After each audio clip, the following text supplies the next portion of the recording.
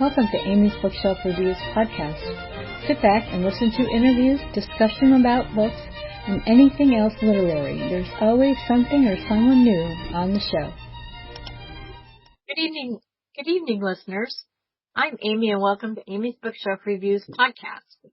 Today we are joined by an author. Please introduce yourself and let the audience know how they can connect with you. I'm Talia, and you can find me on Amazon.com. Great. So, you write a lot of short stories, and we've had you on the show before. So I like to thank you for joining me again. Thank you. And why don't you tell the listeners what book you're going to be talking about today? What story? We're going to talk about The House of the Jobless Gods. It originally started out as a short story, and I kept listening to it or looking at it and thinking that there was actually more meat to it than what I had originally put out. Mm-hmm. So I decided to put in a backstory. Basically the question that I was asking myself is, of all the gods that all the ancient civilizations have worshipped, if they were really, really gods, what happens to them when people stop worshiping? And I looked at a lot of stuff, and you've got a lot of romance novels where all these gods are coming into modern day and they're really macho. But I got thinking about it, and I thought, gods, all type of gods, thrive on worship. They need to be needed. They need their temples. They need their prayers. They need their rituals. But when all this goes away, and they actually fall, their lives fall to a different god, say, Egyptian gods. They were eventually integrated with the Greek gods when they were taken over. Yeah. And I told myself, wouldn't that drive somebody slightly insane? Because they need to be worshipped. They need to be acknowledged. They need their rituals. So the more I got thinking about that, I decided that there was a whole lot of romance novels with all these gods strolling around the modern world, but I wanted to do slightly different, and I wanted to touch on the possibility of the gods going insane. Yeah, I think that would do it if somebody doesn't, especially God, you know. Yes. But when you think about it, even people, when they've always been, you know, giving or however they are, and then there's a point in time sometimes in your life that you feel like, oh, you know, I have, you've become irrelevant. Yeah. And it needs at you and you strive and you try to become relevant again, even just for a little bit. Yeah, exactly. So I can imagine what it would be for a god. Yeah. It's hard enough for me as a parent. Yes. So I got digging into it, and I like the very, very old gods before the Greeks. I chose to use the Greeks. And I got digging into the very, very old gods and found Lissa. And she is the goddess of maddening rage and rabies. And she has some sisters that are the main. And I use them as the main focus of what the powerful gods would do to keep the gods that are no longer worshipped. And I threw in the fact that these gods are very human-like. They're always having children, where there's only so many jobs for gods to do. So you have Zeus has this problem of all these jobless gods demanding to be worshipped when there's no jobs for them to do. They have to do something with these gods that are slowly becoming insane. Yeah, I could see that, because it's not like they have a god unemployment office. No. Yeah. You know, they don't come in and get their check and told to go out and come back in 2 weeks. Yeah, right? So as I was writing the story, I also have a thing about prophecies. And I threw two different prophecies for two different groups in the story. And my thing about prophecies is, yes, you could tell a prophecy because they used to go to Delphi and get their prophecies. But wouldn't you think that any prophecy that is told is tailored to the person that you're telling it to? And in the prophecies, the last few sentences were always the same, but the beginnings were always different. And the two characters that received the prophecies that were tailored to them, with the end result being slightly different, went off in two different directions. One of them talked about a sleeper walking, and another one talked about a god fallen by his own hand. And from those two, I took the two different stations, and the prophecies at the end were exact word to word, but the beginnings were different because it was different people telling the same prophecy, but it was tailored to the person that was seeking the prophecy. I Oh, think, yeah. That makes sense. yeah. So in the beginning, it starts out that they need to control all these crazy, insane gods, that they need a place to go to. They end up having to deal with the insanity. It evolves along where some strange things start to happen at the house, and the main character for a portion of the book, Lissa, she's the goddess of maddening rage, decides that she needs a prophet and she needs a prophecy. Well, a little farther along, Ino, who is the daughter of Zeus, who's actually a goddess of war that nobody really knows anything about, Uh-huh. also has a strange experience, and she decides to get a prophecy. So I've got these two different women going in two different directions because the front of the prophecy was tailored to them, but the end of the prophecy was the actual end result. Right. So the end result would be the same, but the Yeah. beginning is different and tailored to that particular god. Yes. And I really liked the Lissa character. Was very I don't know, there was just something about her that, She was she's down to earth. yeah, and Yeah. she just kind of like, okay, what's going on? you know? Darn it. She has a Yeah, whole list of things gone wrong in one day, and the poor woman decides she needs a prophet. And from there, it just all goes downhill. she's just having one heck of a bad day. She And then just was.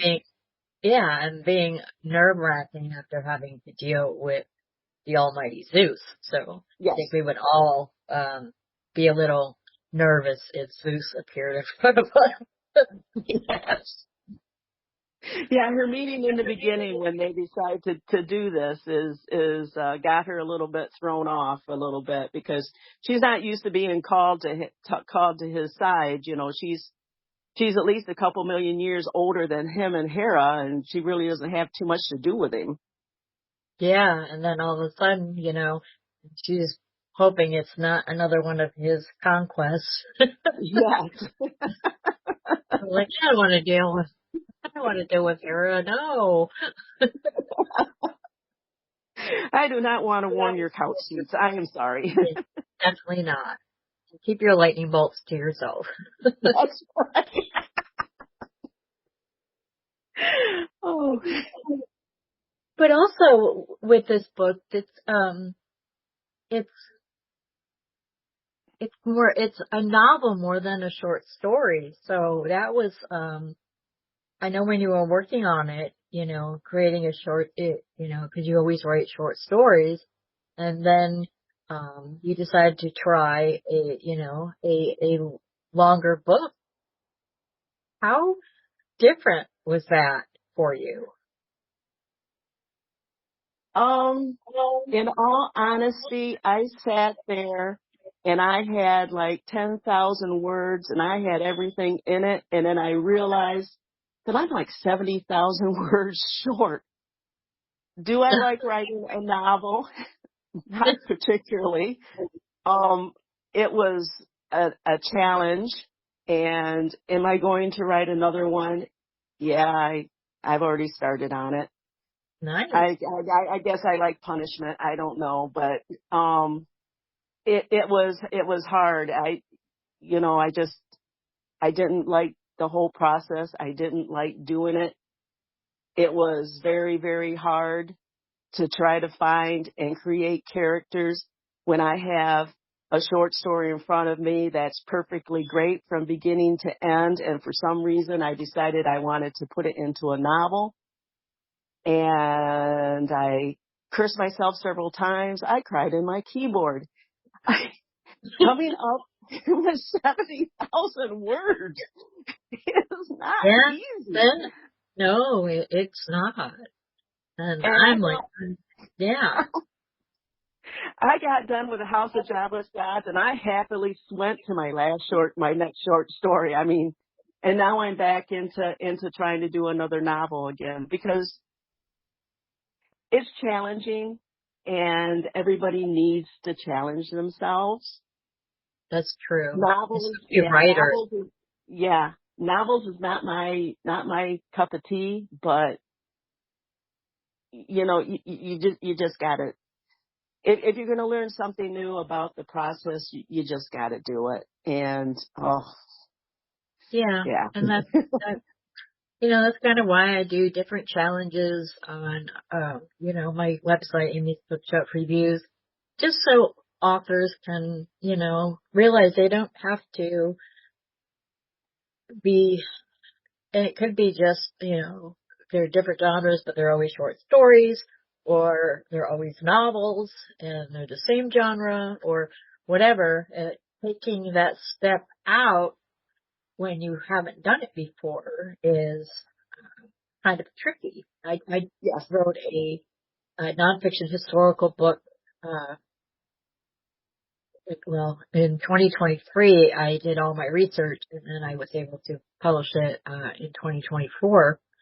Um, and I've been writing short stories and paranormal and different kind of things like that. And then I wrote a children's book and I thought, oh, I want to do that again. So I'm like, turning the tables on myself, and I'm going to be focusing on nonfiction historical books and also children's books. nonfiction or fiction. Nonfiction. Oh, Children's excellent. books probably, the children's books, they're going to be fiction, but there may be a few where I'll take something, that I've learned, historically and then make it into a children's book. I'm still trying to figure that out. I actually wrote 5 short stories about my cat and his adventures, and they're all from his point of view. So uh, I've just got to figure out how to put it in the illustrations and all the stuff like that. But it's a challenge, but I've been It is. inspired by other authors, and uh, I've been working on family history and getting back into it. Uh, so I'm really, you know, it is hard, but it is, when you Yeah. finish it, you're like, ah, that was so hard, but I'm glad I did it. And I was never so relieved.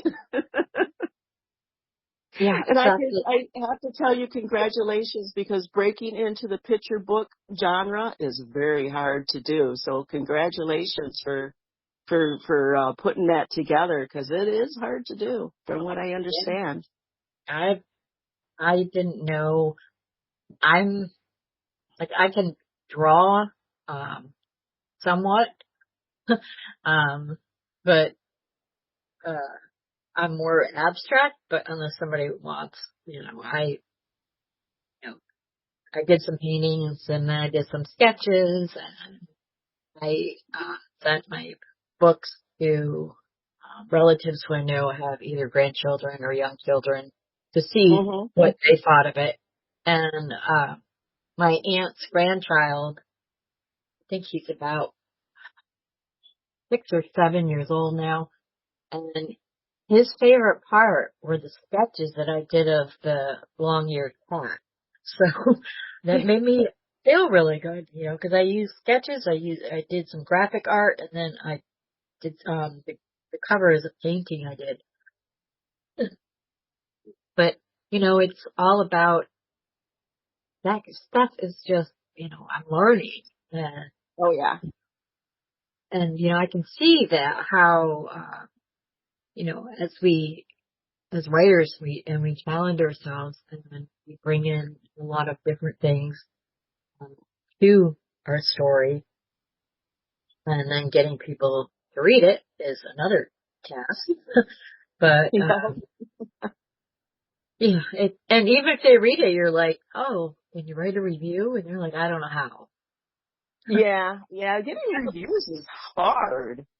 It It's is. really, really hard. I I mean, know. I got lots of page readings off of Amazon and no reviews. It goes on for months and months. People read it, and your pages go through and you get nothing. Yeah, they're hard. They're very hard. Yeah, and you can see that people like the reviews never met your sales, so you're like, oh, okay. And they don't, and it's a shame because there's lots and lots of great stuff out there, but it's just nobody leaves a review. Yeah, and no matter how much we say, come on, leave a review, that helps the author. It lets the author know what is what somebody likes or doesn't like about the book. Yeah. Sometimes you, as a writer, and then you read your reviews, and then you want to cry, or you read your reviews, and then you can actually learn something about why someone doesn't like it. And sometimes it's just, they don't like it, Yeah. and you can't please everybody with all the stories. Everybody likes different genres.